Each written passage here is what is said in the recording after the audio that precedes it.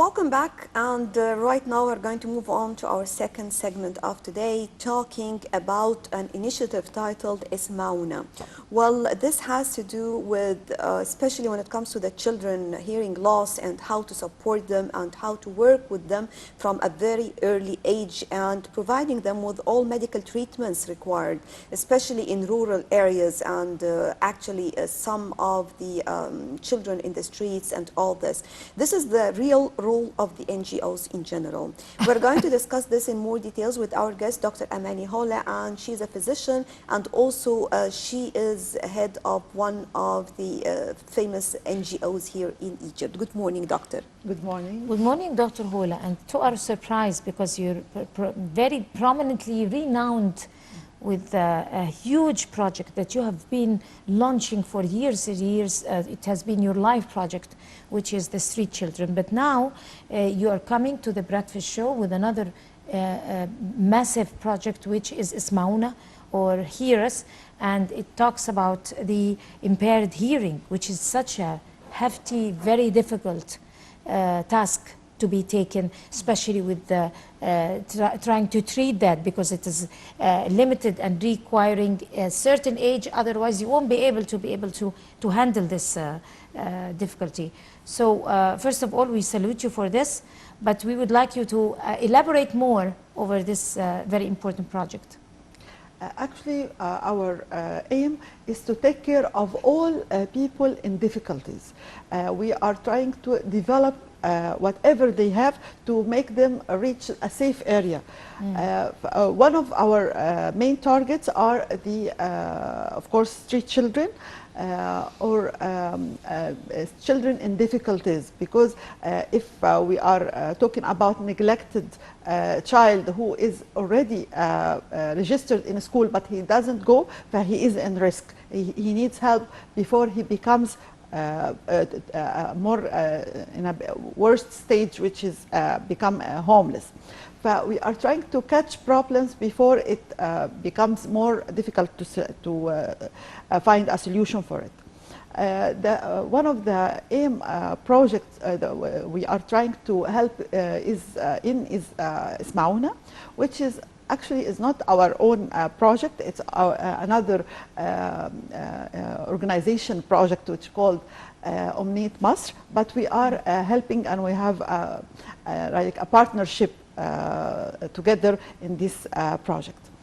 Why we choose the people or children who have problems with hearing? Because they are the most numerous in the all handicapped classifications in Egypt. If we are talking about approximate numbers, if we are talking about 15 million handicapped in all kinds of disabilities, we are talking about 7 million of them are having hearing problems. Why? Because this is, we can say, the poor people disease. In a very young infant stage, ladies who are in poor areas, they don't recognize that raising of the temperature of the kid in fever or any disease can destroy his hearing system, because he is very delicate. So after recovery from the disease or from the fever, she will discover later that he cannot hear anymore. But when we neglect that for a period of time, it becomes very late to help the kid or to recover his hearing ability. So we need to make awareness, because it's the simplest thing to save a big amount of kids from this destruction of their life. The second point, we discovered that the governmental system to help these kids are just to make educational system starting from age 8 years old, which is very late for them to be rehabilitated or even to be treated. So we start with the Ministry of Education to make classes for kids starting from age 4 years old. Did you sign a protocol? Yes, we made, and already we made two classes in El Fayoum. We chose the Fayoum as a pilot project for us. All the schools of the kids are called El Amal schools. We have 311 schools overall Egypt. Our aim is to make in all of them KG classes for kids starting from 4 years old to try to catch as we can the possibilities of being treated before it becomes irreversible. Well, actually, definitely this is something of great importance, because let me say also that it has to do with the awareness among all people, regardless of the social standard. Still, some people, they are not aware of the idea that a fever might affect or might be a real reason Danger, for the yeah. impaired hearing, actually. Yes. And just as you mentioned, I want to know, what are you doing exactly? How do you reach the children? How do you work with them? And what is going to be the procedures? I mean, because now you are talking about you need to prepare for them actually a real different education system. And you will need some tools to be provided, because you are going to move also into signing language, for example. Yes. And the sign language will be, this is another challenge, because they were talking about it that in the past it used to be different from one place to the other. So now they worked on the idea that it has to be the same in the whole country, because no way you're going to teach me something if I go to another place, they won't understand what I'm doing, or how to express myself. Actually, till now, we have different sign languages, and also they have, what we call official and local, or like the language. like our language. We want to make them all united in one sign language, and this is one of our efforts in this project also. How to reach the kids by trying to make screening in the areas. And this community, they know each other. Poor people always talk to each other, they discover each other, they are helping us. And when we start to make the KG class, we have only, we told people around, first day about 4 or 5 kids came. Next day, they become 15. So and these schools are affiliated to the ministry, or still it is? Yes. Yeah.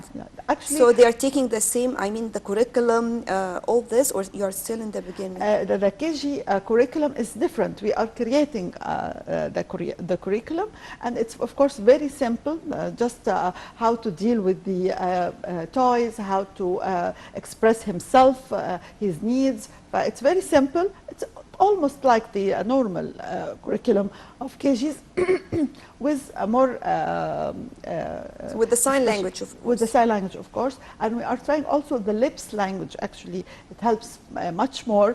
I have examples very promising that he starts to understand while you are just moving your lips. But it gives him a chance to understand all the speech around him. Then our second, after we make the classes, our second aim to make we can call medical file, a perfect medical file with all the needs of the kid, even if we cannot achieve it now, but at least we should know it, to try to find out how to get him the best we can get. Even our aim is to make him reach the normal level. We can make some operations to save his hearing, or afford medical hearing aid, which becomes very advanced now, and he can feel almost normal. This is very important part of rehabilitating the kid and makes him feel normal. You are leading one of the most prominent NGOs or people who are in civil society who are really serving society the best way. Why? Because it comprises people from all walks of life. It comprises medical doctors, MDs, it comprises media personalities, comprises writers, intellectuals, you name it. Whoever you can dream of having in this group, they're all very eager to serve society. So in that course, you are talking about a very important project that is serving a sector who never really witnessed a realization, a true realization from society to be able to help. So in that course, are you trying to give medical help? While you try to give medical help, you also need people who should be volunteers to try to give them therapy, people who should fund, people who should raise awareness for the parents in that those resorted areas or informal settlements or whoever you are picking them from, and many other people with different specialities. How are you handling this? We are a big team actually. I'm just one of the team. Also, we have the Rotary Club in Egypt. They are participating in this project in a very strong way. Omnate Masr, the main partner of this project, actually they have a very good experience with hearing aid methods and sign language. Also, even we are not targeting the kids only, we are targeting even the family of the kids, because they have to be aware of what his kid's problem and how to deal with it, and to raise the awareness to prevent other kids from having the same problem. Unfortunately, we discover a lot of families, they have a number of brothers or sisters, they are having the same problem because it's something hereditary in the family. So definitely this is also important when it comes to, in general, the empowerment of the young people as well in the society, and of course even the youth themselves. So tell us more about the challenges you're facing, and sometimes definitely when there is a challenge, how are you going to confront it? What other, who can help in this respect? I mean, how do you take care of this? The biggest challenge is to make these people able to be independent, not only to be considered as a limited person who cannot do a lot of things. Actually, they are very talented. They have. He's a normal person. Actually, has nothing. I mean, no mental problems, no physical problems. It also has. It only has to do with the hearing. Yeah, but actually, to be practical, when you are minimized from receiving knowledge, your mental power starts not to be the same like others. Even if the normal people, when you are dealing with an ignorant person, his intelligence is becoming less than the people who are receiving more information. So it's acquired only by neglecting them. But if we are helping them to know, to understand, to find means, even in the now in mobile phones, they have some kind to help them to interact. But this is very important to make them feel normal. And then the second step, to be productive. We want him to be independent and productive. And that's why you're doing this, to prepare them for practical life. Yeah, so we are making lines of vocational education to help them to be productive and be independent, so they feel normal, and with a parallel line to try to find the best solutions for them medical wise. And this, of course, include reading and writing, and of course.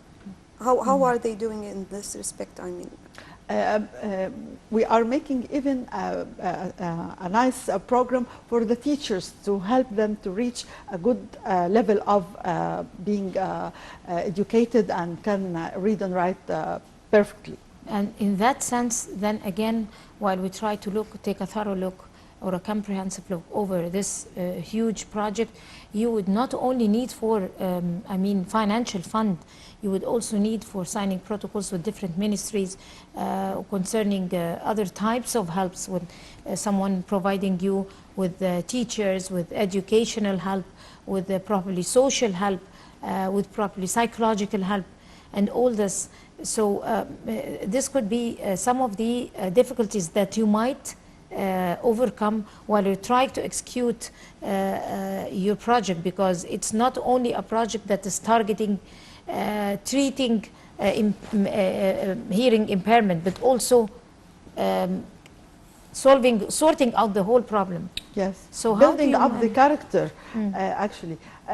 We are trying not to start from zero. We are trying to build up with the others and to try to complete the others' efforts. So we are making some kind of good protocols with other organizations who are taking care of the hearing impairment problems.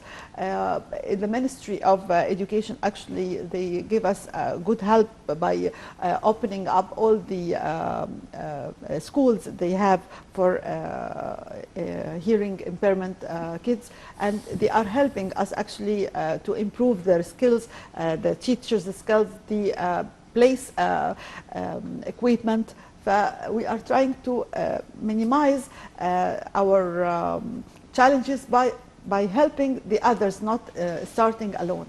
Right. I think this is the most important part, and actually at the end we extend special thanks to our guest for today, Dr. Amany Hola, physician and head of one of the Egyptian NGOs. Thank you very much. Thank you. And I guess with this we come to the end of our breakfast show for today. Thank you all for joining us, and you are in the company of my dear colleague Dina Hussein and myself, Nashwa Rashid. Thanks for watching, and stay tuned for more coming up on Nile TV International.